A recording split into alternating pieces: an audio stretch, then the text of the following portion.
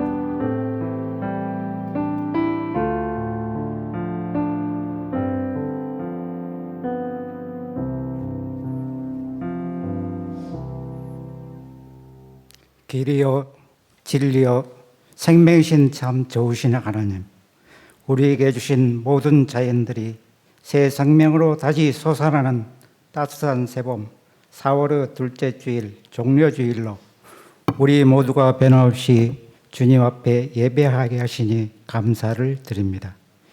여전히 코로나 재난 상황으로 온라인과 대면 예배를 병행하는 여건 속에서 우리가 가는 길이 힘들어하고 있지만 그 길에 저희들을 붙들어 주시고 인도하여 주시는 산 소망의 기쁨을 주신 하나님께 경배와 찬양을 올려드립니다.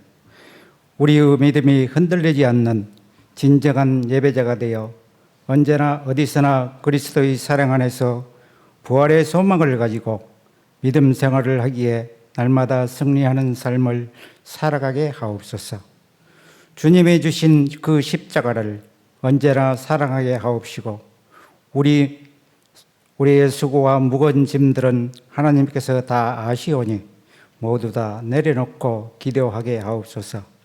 이제 시작되는 고난주간을 통하여서 온 마음으로 주님을 섬기며 찬양하는 저희들이 되게 하여 주시고 입술과 마음으로 이웃을 미워하지 않도록 붙들어 주시며 모든 믿음의 자녀들이 예수 그리스도와 함께 동행하며 은혜와 감사가 넘치게 하옵소서. 사랑의 주님, 우리 대연교회를 위하여 기도합니다. 특별히 어린아이들이 뛰어노는 교육부서의 아이들과 교사들을 더욱 사랑하여 주셔서 다음 세대를 잘 준비하게 하옵소서. 그리고 다음 부활주일에는 유아 세례와 입교와 세례를 준비하는 자녀가 있사오니 모두에게 주님께서 주시는 그 십자가를 함께 지고 갈 수 있도록 사랑하여 주시고 잘 지켜 주시옵소서.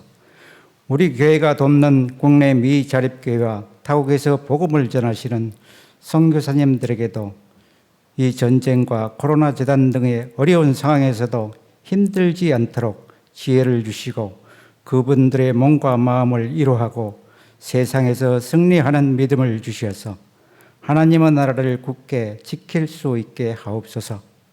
이 시간 선포되는 말씀 속에서 주님을 닮아가는 인생이 되게 하옵소서. 이 귀중한 예배의 자리에 오늘도 여러 사정으로 참석하지 못한 주의 자녀들에게도 주께서 기억하여 주시며 질병으로 병상에 있는 이들에게는 주님의 위로와 깨끗함 받기를 간절히 원하면서 우리를 위하여 십자가에 달리신 예수 그리스도 이름으로 기도드립니다. 아멘.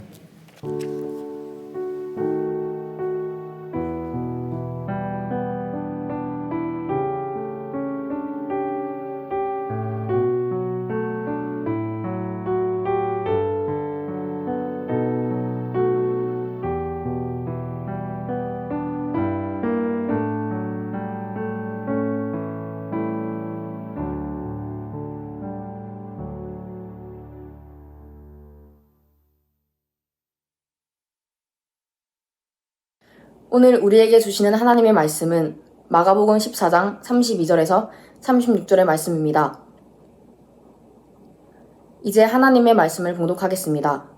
하나님의 말씀을 경청하시기 바랍니다.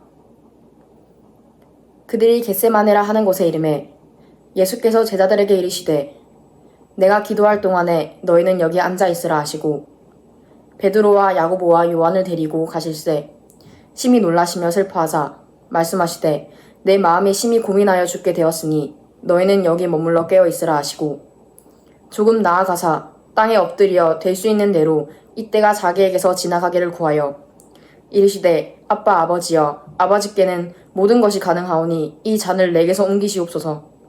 그러나 나의 원대로 마시옵고 아버지의 원대로 하옵소서 하시고 아멘. 이것은 하나님의 말씀입니다.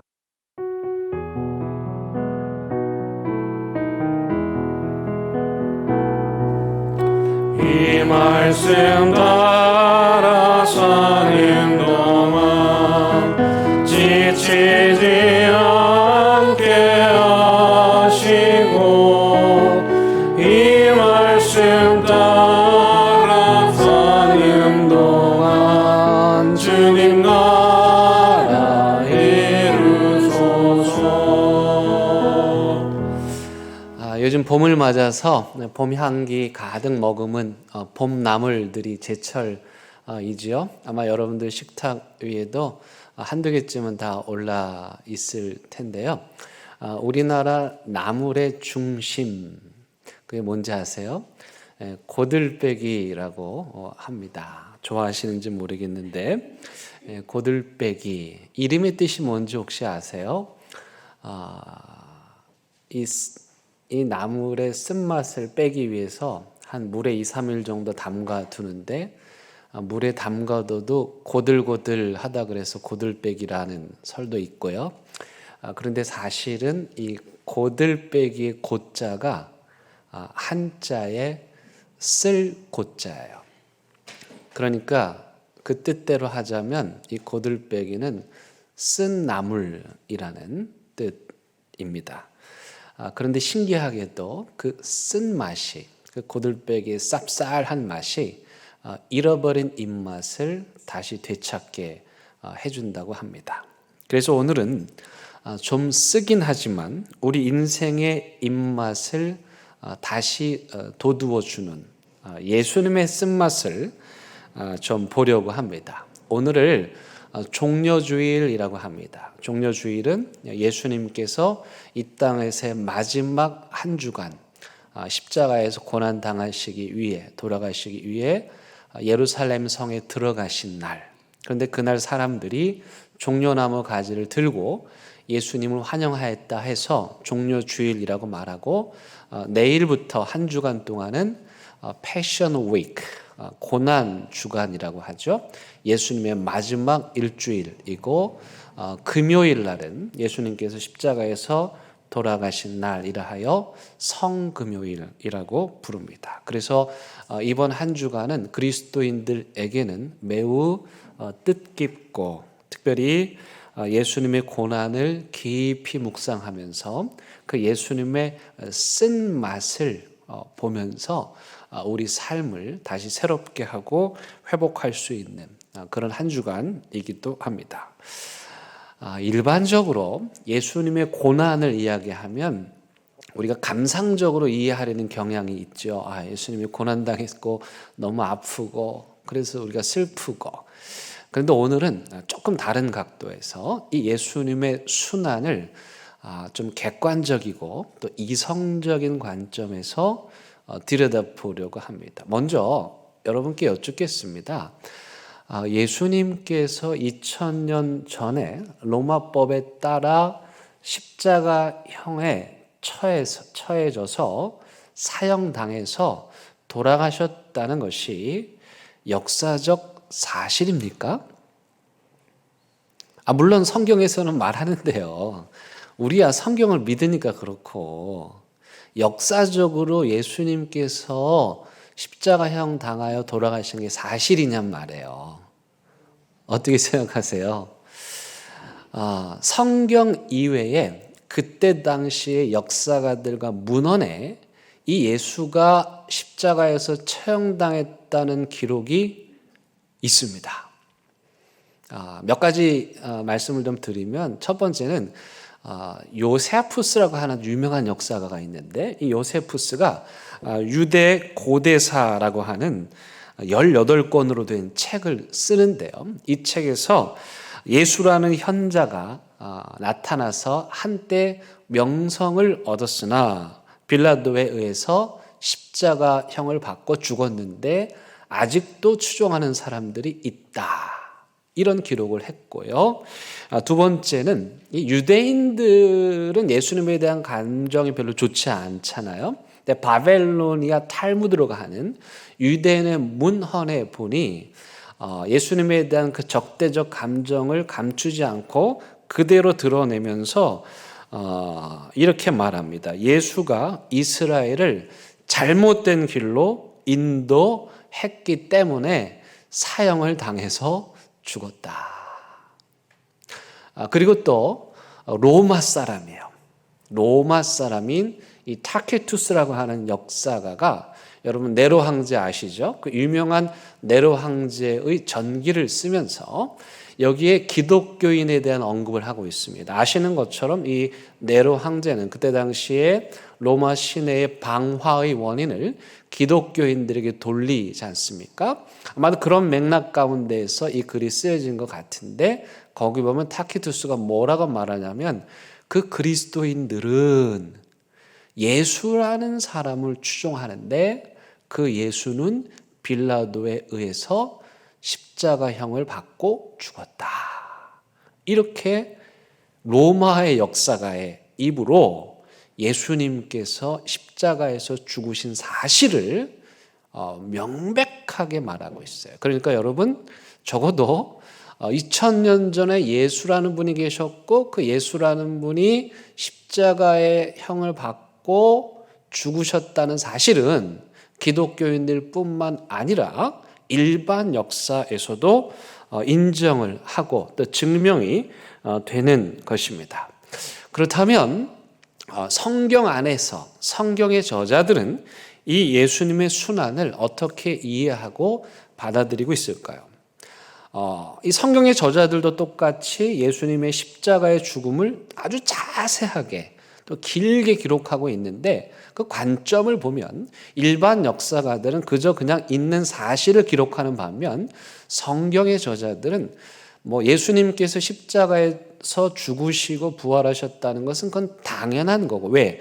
그들이 체험했죠. 그들이 목격했죠. 그들이 봤으니까 그건 당연한 것으로 받아들이고 한 걸음 더 나가서 그들은 그것을 확고하게 믿었다고 기록하고 있어요.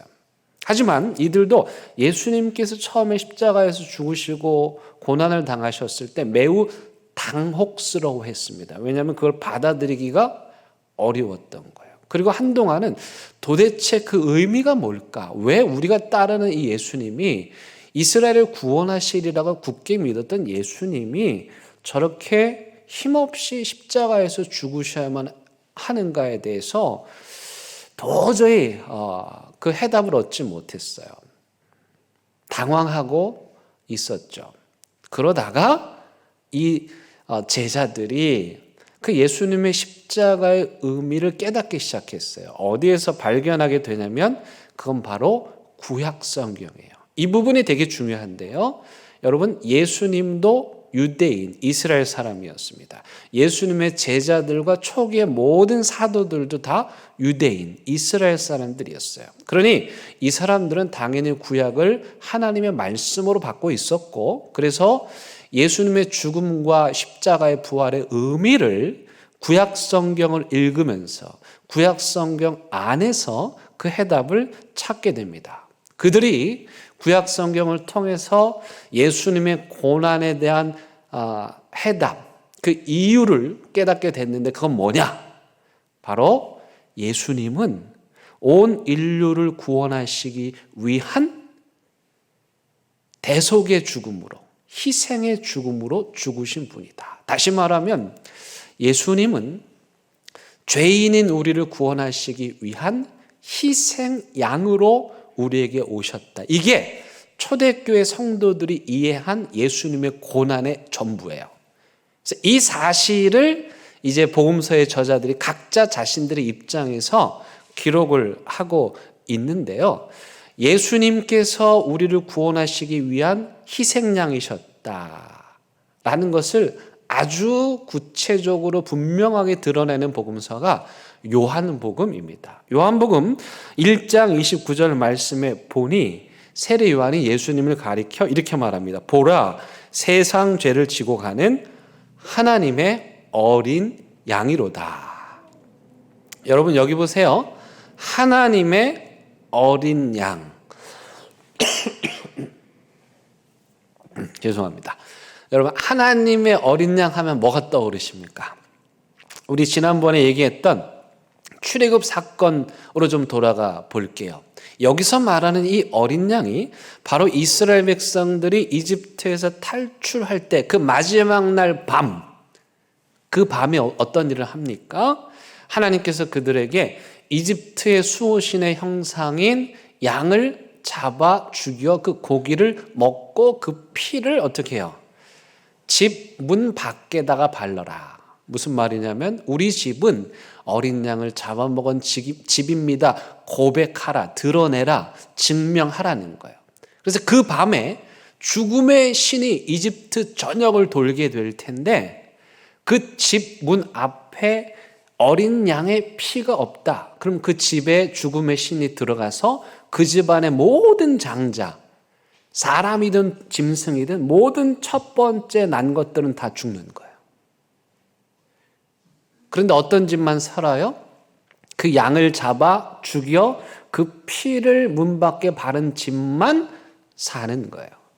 요한은 지금 그 사건을 떠올리면서 예수님이 누구냐? 바로 그 유월절날 밤에 희생된 하나님의 어린 양이시다. 그 양 한 마리가 죽어 온 가족을 살린 것처럼 우리 예수 그리스도께서 희생 양이 되셔서 죄인인 우리를 용서하시고 구원하셨다 라고 이야기하는 거예요. 그래서 요한은 이 하나님의 어린 양이라는 것에 모든 것을 다 맞춥니다. 그러다 보니까 어떤 일이 일어나냐면은 예수님께서 십자가에서 돌아가신 날이, 그 날짜가 다른 복음서하고 하루가 차이가 납니다. 다른 복음서들은 예수님께서 유월절이라고 하는 명절 당일에 제자들과 최후의 만찬을 하시고 그리고 잡히셔서 돌아가셔요. 그런데 요한은 예수님께서 유월절 명절 전날 잡히셔서 돌아가신 것으로 기록합니다. 여러분, 명절을 맞이할 때 명절 음식을 미리 장만합니까? 당일날 장만합니까?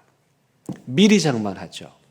이스라엘 백성들이요, 유월절에 양고기를 먹어요. 그래서 도축장에서 대대적으로 양을 도축하는데 그게 언제냐면 명절, 유월절 전날이에요. 그래서 요한은 예수님께서 돌아가신 날을 명절이 아니라 명절 전날, 유월절 양들이 도살당하는 그날 예수님께서 유월절 어린 양이 되셔서 희생하셨다 이렇게 기록하는 거예요. 그러다 보니 당연히 요한복음에는 다른 복음서에 나오는 예수님의 최후의 만찬이 나올 수가 없어요. 왜요? 최후의 만찬 전날 예수님이 돌아가신 것으로 되어 있기 때문이죠. 그뿐만 아니라 예수님께서 십자가에서 죽으셨을 때 요한이 아주 특이한 보도를 합니다. 다른 복음서에서 얘기하지 않는데 어떤 이야기를 하냐면 로마 군인들이 그때 당시에요. 십자가에서 죽은 사람들, 이 십자가형이 잔인한 형벌이거든요. 여기 매달아서 자기 고통을 자기가 느끼도록, 또 새들이 그 살점을 뜯어먹도록, 그래서 자기가 죽는 걸 다 보면서 느끼면서 죽는 형벌이에요. 그래서 로마인들에게는 이 형벌을 할 수가 없었어요. 그리고도 그 사람이 죽었나 안 죽었나 확인을 하기 위해서 로마 군인들이 다리에 뼈를 부러뜨려요. 그게 관례예요. 그런데 이 로마 군인들이 예수님을 딱 보니까 돌아가신 게 너무도 명확해. 그래서 다른 사람의 사형수들의 다리뼈는 다 부러뜨리는데 예수님의 다리뼈는 부러뜨리지 않았다 이렇게 기록하고 있어요. 왜일까요? 이 또한 유월절 규례에서 나온 거예요. 출애굽기 12장에 보면 이스라엘 백성들이 그 밤에 유월절 양을 먹을 때 그 뼈를 부러뜨리지 말아라 하나님 말씀하셨어요. 그러니까 지금 요한은 계속해서 예수님은 누구라는 거예요? 온 인류를 위해서 희생하신 하나님의 어린 양이 확실하다. 그 유월절 사건을 기억하고 떠올려 봐라. 그 이야기를 하고 있는 거예요. 그뿐만이 아니에요. 여러분, 왜 이 유대 종교 지도자들이 예수님을 못 잡아먹어서 안달이었죠? 왜 그토록 예수님을 미워했어요? 그 이유가 뭐예요? 단지 시기심 때문일까요? 요한복음에 보면 여기에 아주 고도의 정치적인 계산이 깔려 있다는 것을 알게 됩니다. 여러분, 요한복음 11장 50절 말씀 굉장히 중요한 말씀인데요. 제가 읽어드릴게요. 한 사람이 백성을 위하여 죽어서 온 민족이 망하지 않게 되는 것이 너희에게 유익한 줄을 생각하지 아니하는도다 하였으니, 이 말은 스스로 함이 아니요 그 해의 대제사장이므로 예수께서 그 민족을 위하시고 또 그 민족만 위할 뿐 아니라 흩어진 하나님의 자녀를 모아 하나가 되게 하기 위하여 죽으실 것을 미리 말함이러라. 이날부터는 그들이 예수를 죽이려고 모의하니라. 이게 무슨 말이냐면, 여러분, 그때 당시에는 로마가 이스라엘을 지배하던 세상이죠. 로마 제국은요, 다른 거는 봐줘도 딱 하나 봐주지 않는 게 있어요. 아주 잔인하게 짓밟아 버리는 게 있어요. 그게 뭐냐면 반란입니다. 근데 지금 이스라엘 안에 분위기가 어떠냐면 예수님이 소위 말해서 떴어요. 사람들이 예수님을 추종하고 마치 예수님이 메시아일 것처럼, 왕이 될 것처럼, 이스라엘을 어떻게 할 것처럼 하는 기대감이 예수님에게 지금 쏠려 있어요. 그러다 보면 어떻게 되겠습니까? 민중 사이에 동요가 일어나게 되겠고, 로마 제국 입장에서는 그것을 충분히 반란으로 볼 수 있는 여지가 있는 거예요. 만약 그렇게 되면 어떻게 되겠어요?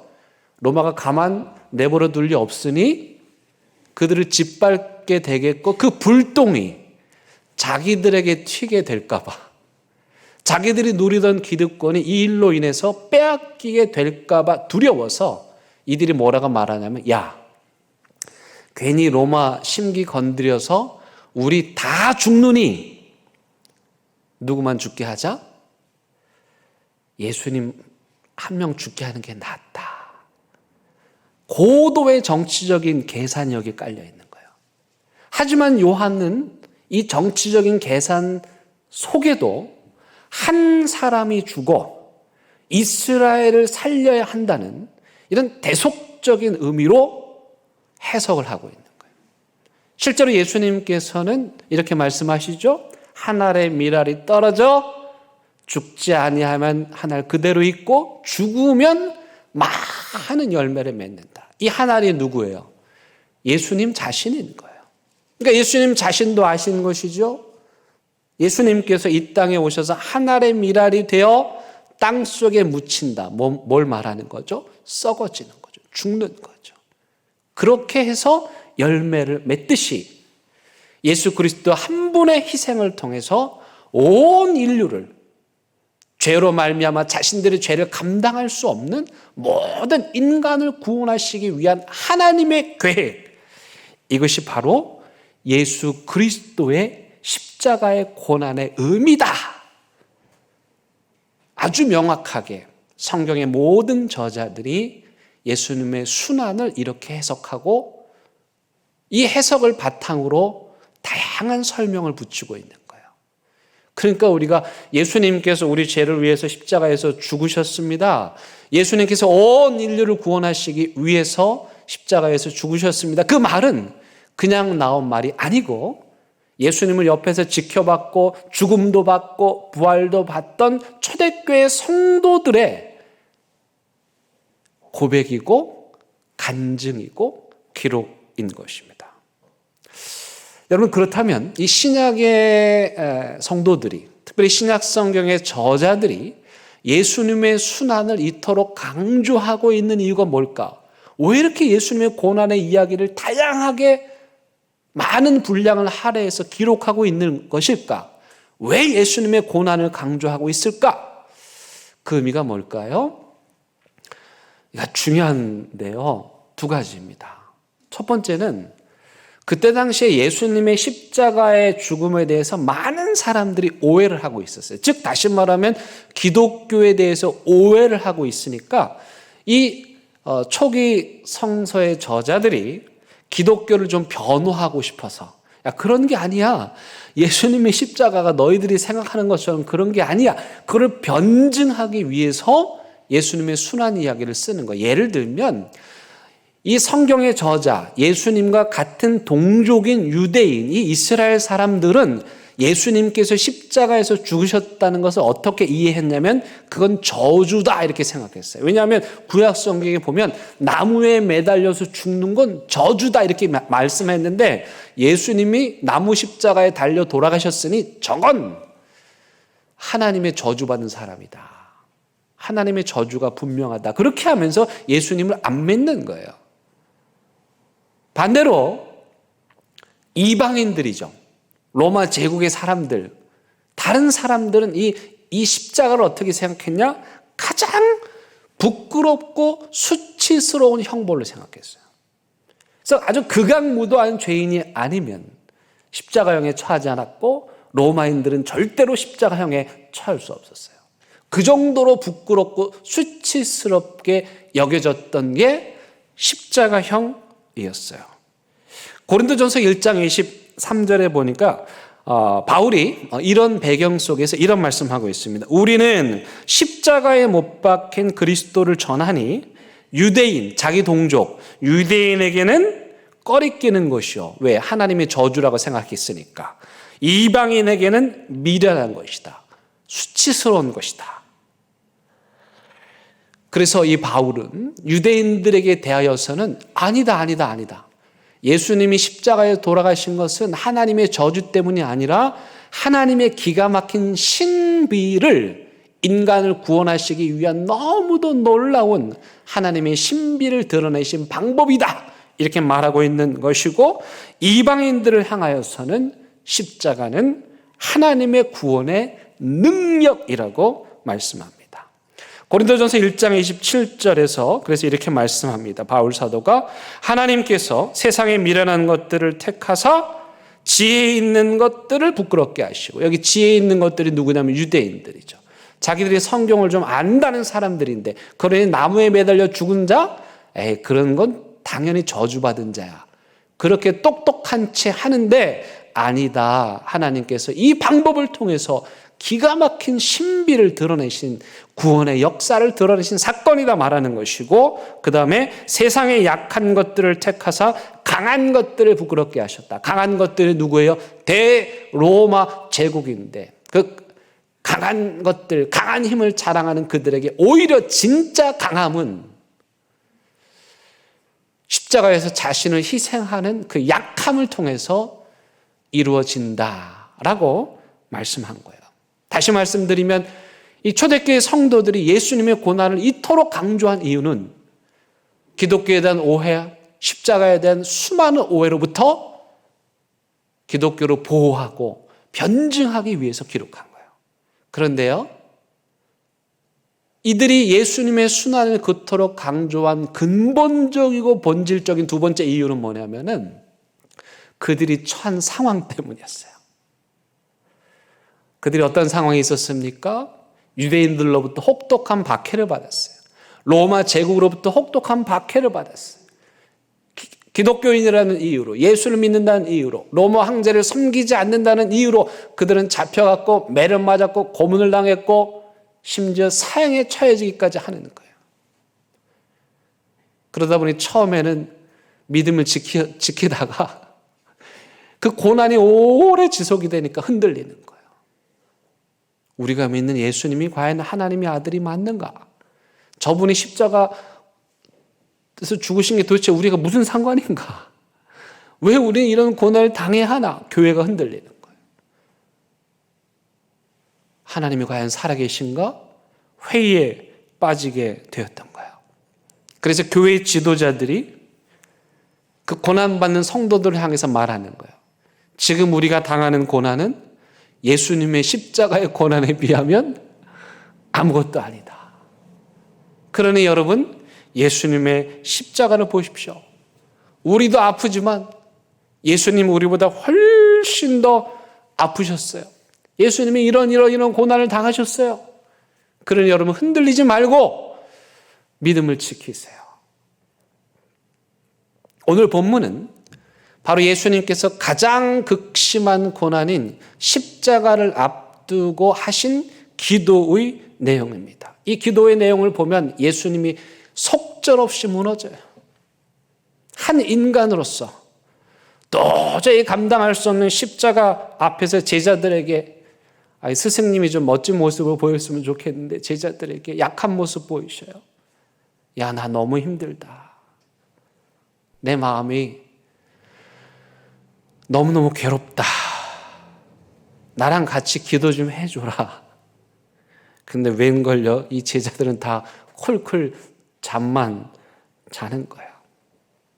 여러분, 이 기도의 내용을 보세요. 하나님께도 뭐라고 말해요? 하나님, 할 수 있으면 이 잔을 옮겨주세요. 할 수만 있으면 이 잔을 피하게 해주세요. 지금 예수님이 기도하시는 장소가 겟세마네 동산이라고 하는 곳인데요. 이 겟세마네 동산은 예루살렘 맞은편에 있는 올리브 나무 숲이에요. 제가 여기에 가봤습니다. 감람나무라고 번역된 이 올리브 나무. 올리브 나무 그 중에는요, 2000년이 된 나무도 있어요. 그러니까 다 사람들이 하는 말이, 저 나무는 예수님의 이 기도를 들었을지도 모르겠다.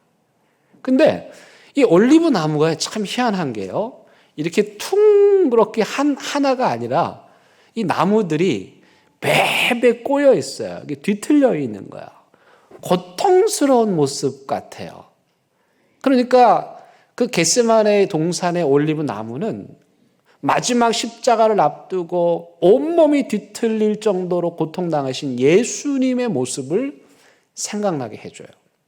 그리고 그 올리브 산에는요, 올리브를 수확해서 바로 그 기름을 짜는 기름 틀이 있었어요. 여러분, 기름을 짤 때 어떻게 해요? 쥐어 짠다고 그러죠. 한 방울이라도 더 나오게 짜잖아요.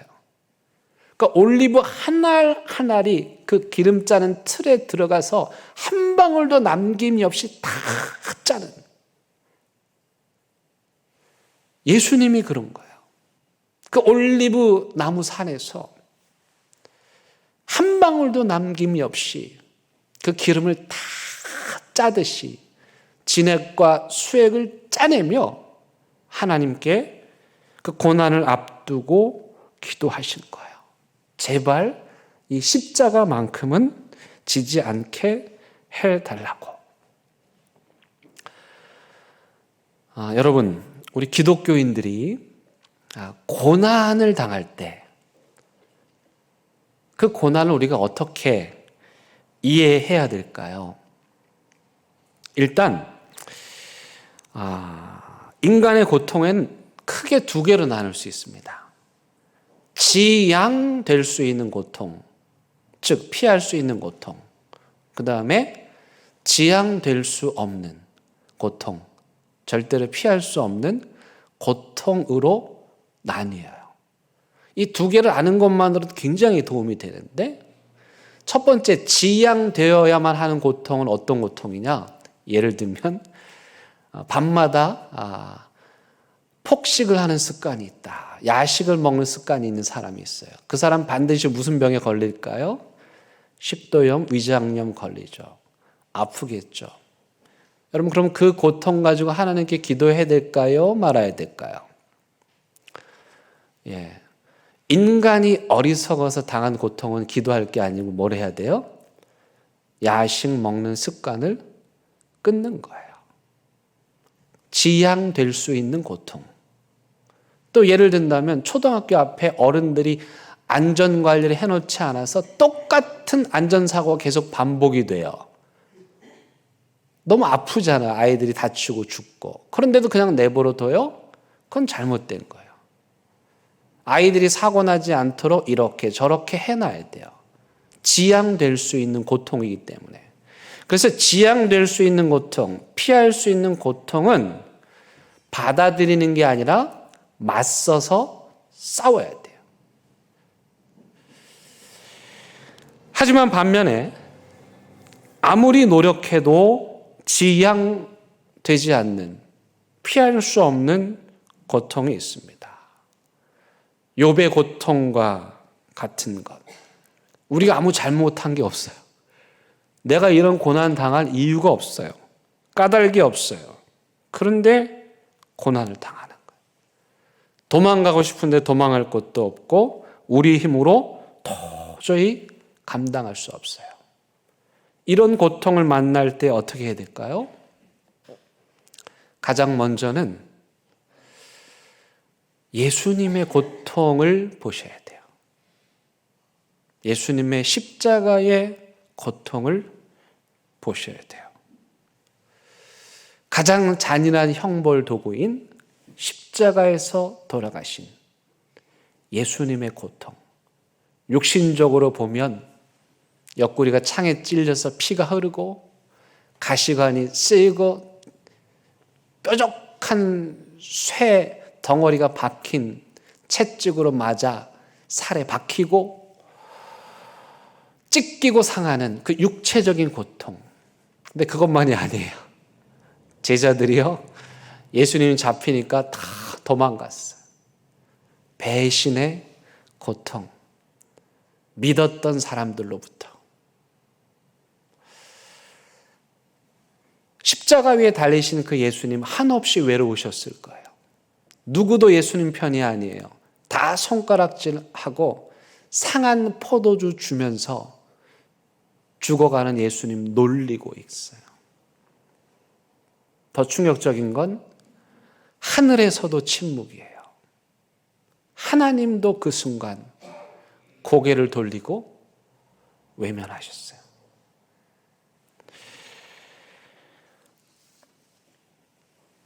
여러분들 중에 피할 수 없는, 도저히 내 힘으로 지양시킬 수 없는 그런 고통을 당하고 있는 분들이 계시다면 십자가의 예수님을 바라보시기 바랍니다. 그리고 여러분들의 고통의 무게를 십자가 위에서 달아보시기 바랍니다. 여러분, 멀리서 보면요, 저 산속의 나무들이 다 멀쩡한 것처럼 보여도 가까이 가서 보면 성한 나무가 하나도 없습니다. 다 이렇게 아프고 저렇게 상처나 있고, 아유, 저 사람은 아무 어려움도 없겠다, 그런 사람은 없어요. 다 가까이 가서 보면 이렇게 저렇게 다 자기 나름의 아픔들이 있는 거예요. 피할 수 없는 고통을 당할 때 우리가 해야 될 두 번째는 그 뜻을 받아들이는 겁니다. 오늘 예수님께서 내 뜻대로 하지 마시고 하나님의 뜻대로 해달라고 기도합니다. 물론 예수님도 처음에는 이 잔을 피할 수 있게 해달라고 기도하셨죠. 하지만 더 이상 피할 수 없다면 예 주님, 제가 이 고통을 받아들이겠습니다. 이건 숙명이 아니고요, 하늘의 뜻을 따르는 순명이라고 합니다. 왜 하나님께서 나에게 이런 고난을 겪게 하시는지, 그 고난에 담긴 의미가 무엇인지 알 수 없지만 아무리 물어도 하나님이 대답하시지 않으면 그 침묵에 담긴 하나님의 뜻은 그 고난을 묵묵히 감당하라는 것입니다. 요나처럼 도망가고 싶지만 도저히 도망갈 곳이 없다면 그냥 그 고난에 끌려가는 것, 그냥 그 고난을 당하는 것. 하나님이 이쪽으로 보내면 이쪽으로 가고 저쪽으로 보내면 저쪽으로 가는 것. 하나님의 뜻을 받아들이는 것. 그것이 그리스도인들이 해야 할 고난에 대한 바른 태도입니다. 지난주에 김명선 집사님께서 하나님의 부르심을 받으셨습니다. 우리가 알고 있는 것처럼 긴 시간 암 투병 하셨고 우리도 기도로 응원하고 함께 마음을 나누었는데 너무도 안타깝게도 갑작스럽게 항생제 내성이 생기셨고 그래서 월요일 날 하나님의 품으로 가셨습니다. 저도 처음에 전화를 받고 이게 믿기지가 않고 무슨 그냥 좀 편찮으신 정도인가 그렇게 생각을 했는데 상황이 급박하다는 것을 늦게야 깨닫게 됐습니다. 그래서 제가 우리 교회 주차장에서 해운대 백병원까지 17분 만에 달려갔습니다. 신호든 뭐든 다 무시하고 카레이서가 돼가지고 아마 제가 제 인생에서 그렇게 빨리 달려간 건 처음인 것 같아요. 그리고 도착해서 임종예배 두 따님과 함께 드리고 그리고 이후 한 3시간 정도 계시다가 하나님 곁으로 가셨어요. 오늘 따님이 나오시기도 했는데 그 따님께서 그런 말씀 하셨어요. 어머니하고 많은 대화를 나누고 그리고 맨 마지막으로 어머니 더 할 말 없어요? 그런데 이분께서 없다 그러셨대요. 없다. 왜 없겠어요? 56, 그 젊은 나이에 두 딸을 두고 간 엄마 마음에 할 말이 왜 없겠어요? 근데 여기까지가 하나님께서 허락하신 시간이면, 여기까지가 나에게 주어진 인생이면 예 하나님 받아드리겠습니다. 그 의미가 무엇인지 그 뜻이 무엇인지 알 수 없지만 예 받아들이겠습니다. 순명. 제가 미얀마에 선교를 갔었을 때 우리 교인들 같이 갔잖아요. 장초론 선교사님께서 이제 병원도 하시고 이제 아이들 한글도 가르치십니다. 근데 이제 갑자기 저한테 설교를 부탁하셨어요. 그래서 제가 이거 말도 통하지 않고 통역도 되게 번거로운데 어떻게 뭘 할까 하다가 색종이 있냐 그랬더니 색종이가 있대요. 그래가지고 그걸 학생들한테 다 나눠주고 종이 비행기를 접는 걸 가르쳐줬어요. 그리고 다 같이 몇십 명이 그 비행기를 만들어서 날리니까 얼마나 멋있었는지 몰라요. 그러면서 제가 얘기했어요. 여러분들이 하나님의 손에 붙들리면 이렇게 날아가는 비행기처럼 될 수 있습니다. 그러니 꿈을 가지세요. 그렇게 설계했었는데 최근에 작고하신 이어령 교수님은 역시 저보다 통찰력이 깊으세요. 이 비행기, 종이 비행기 얘기를 가지고 이런 말씀 하셨어요. 마지막 이제 돌아가실 쯤에 그 영상이 있는데 한번 보세요. 뭐라고 말씀하시냐면, 여러분, 종이 비행기가 날려면 몇 번 접혀야 되는지 아십니까? 여러분, 몇 번 접으면 평평한 종이가 비행기가 되어 날아가나요? 8번 접혀야 된대요. 접히는 건 고난이죠. 이유를 모르는 거예요. 한 번 접힌 종이가 어떻게 비행기를 알겠어요? 2번 접힌 종이가 어떻게 내가 날 것을 상상하겠어요? 그런데 8번 접히는 고생을 견딘 종이라야 비로소 하늘을 나는 비행기가 될 수 있다는 거예요. 평평했던 평면의 종이가 고난을 통해서 8번 고난을 당하고 나니 하늘을 훨훨 나는 비행기가 됐다는 거예요. 그래서 자신에게 당한 그 고난을 깊이 이해하고 묵상한 사람들은 이렇게 고백할 수 있어요. 시편 119편 71절이에요. 고난 당한 것이 내게, 이 말이 참 저도 이렇게 쉽게 나오지 않는데, 고난 당한 것이 내게 유익이라. 이것 때문에 내가 하나님을 다시 만났고 하나님의 말씀을 다시 되찾았고 하나님의 말씀을 깨달았다.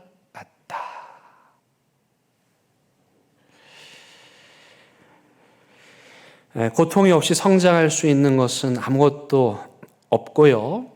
고난이 없이 성숙할 수도 없습니다.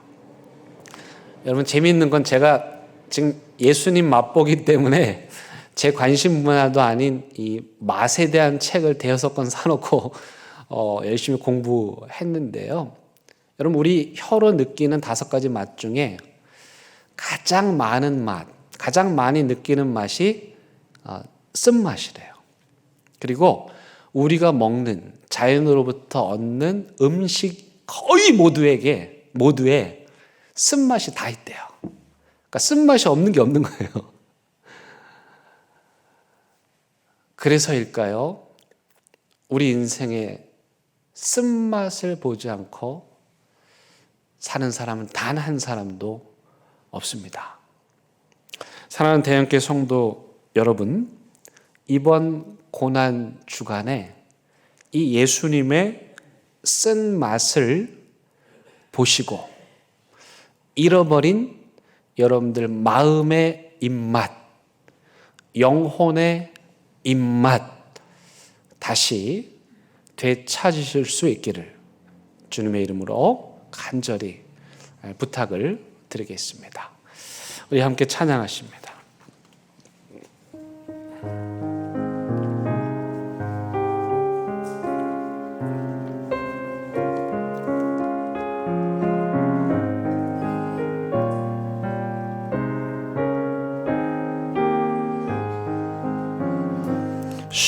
십자가를 질 수 있나 주가 물어보실 때 죽기까지 따르오리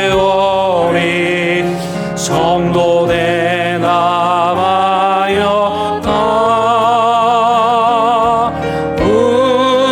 우리의 심령 주의 것이니 주님의 영성 만드소서 주의 인도 따라 살아갈 동안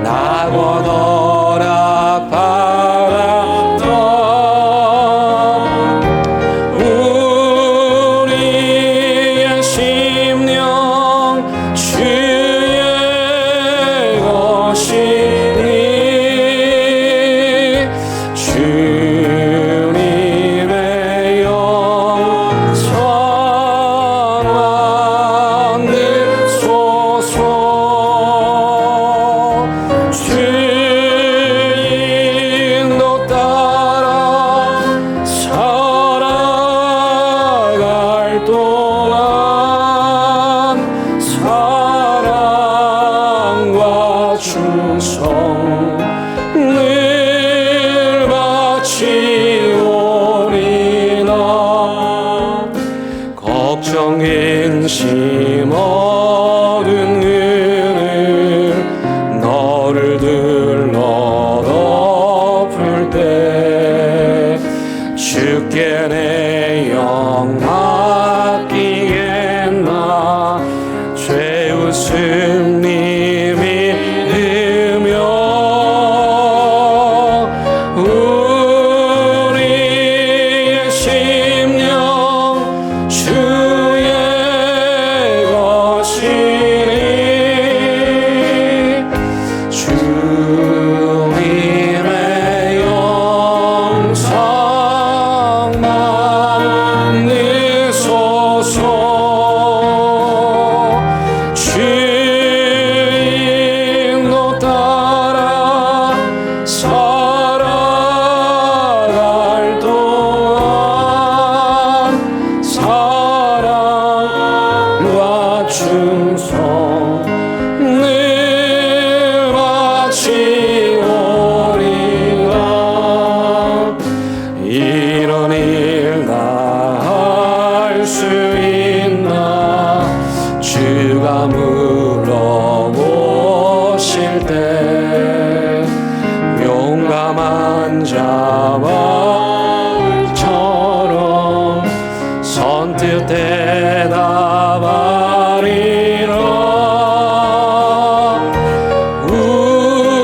우리의 심령 주의 것이니 주님의 영상만 느소서 주인도 따라 살아갈 동안 사랑과 충성 늘 바치오리라.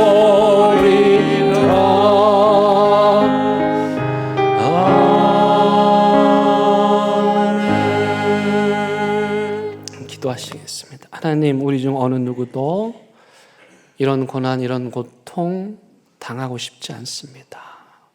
십자가라는 말 입에 올리는 것도 솔직히 부담스럽습니다. 하오나 하나님, 우리 예수님처럼 우리가 감당해야 할 십자가가 있다면 묵묵히 감당할 수 있는 그런 깊은 믿음, 내 원대로 하지 마시고 아버지의 뜻대로 하여 달라고 기도하는 예수님의 기도를 드릴 수 있는 우리 모두가 되게 하옵소서. 예수님의 이름으로 기도드립니다. 아멘.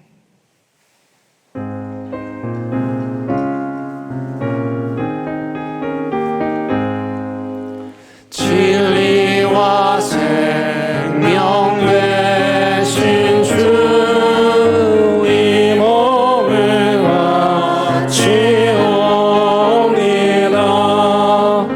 믿음과 소망 사랑에 한 마음 되게 하소서.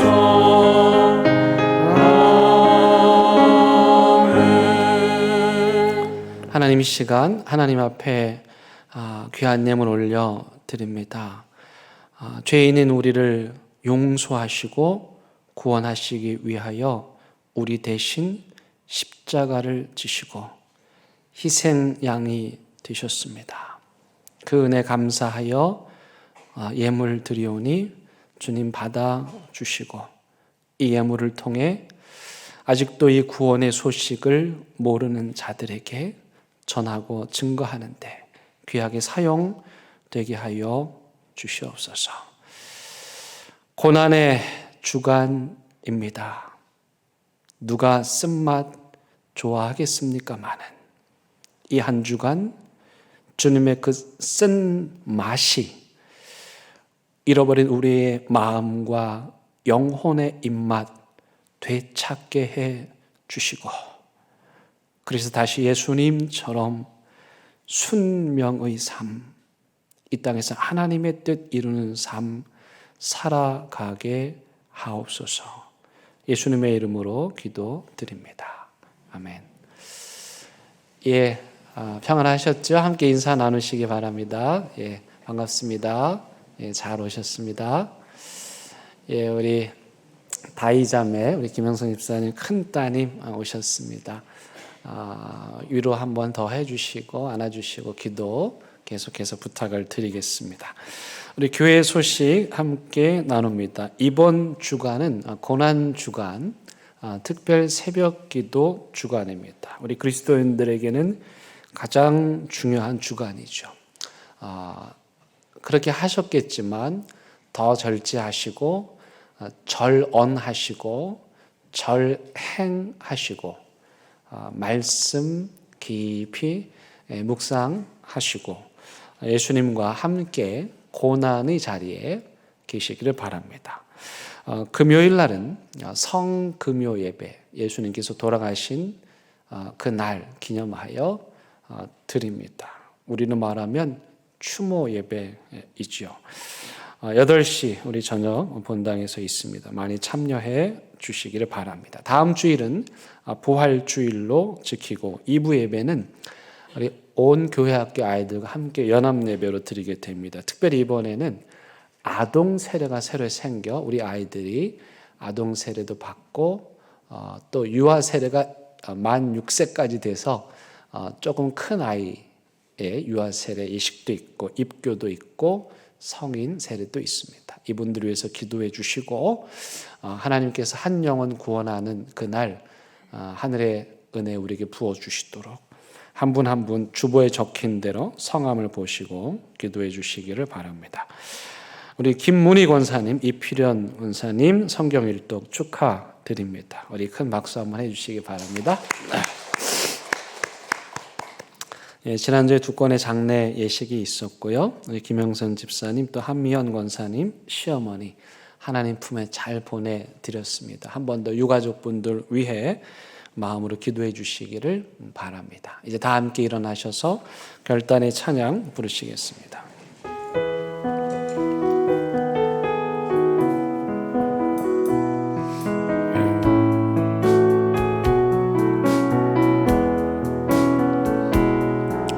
그 선한 힘에 고요히 감싸요 그 놀라운 평화를 누리며 나 그대들과 함께 걸어가네 나 그대들과 희망을 여네 지나간 아픔과 고통의 날이 무겁게 내 영혼 짓눌러도 오 주여 우리 외면치 마시고 약속된 구원을 이루소서 그 선한 힘이 우리 감싸시니 믿음으로 일어나길 기대하네 주 언제나 우리와 함께 계셔 하루 또 하루가 늘 새로워. 우리 주님 예수 그리스도의 그 귀하신 은혜와 하나님의 크신 사랑과 성령님의 인도 위로하심이 십자가 고난 앞에서도 이를 악물고 올리브 기름을 짜내듯 온몸의 진액을 다 짜내시며 내 원대로 하지 마시고 하나님 뜻대로 하소서. 이 믿음의 고백 쉽지 않지만 계속해서 하며 믿음의 길 걷기를 다짐하는 사랑하는 대형교회 모든 성도들 위해, 이들의 가정과 일터와 사업장 위에, 온라인 예배 드리는 각 가정의 재단들, 코로나 재난의 현장에서 여전히 분투하여 주시는 우리 의료진들, 공무원들 위해, 이 나라 이 민족 위에 이제부터 영원토록 함께 하시기를 간절히 축원하옵나이다. 아멘.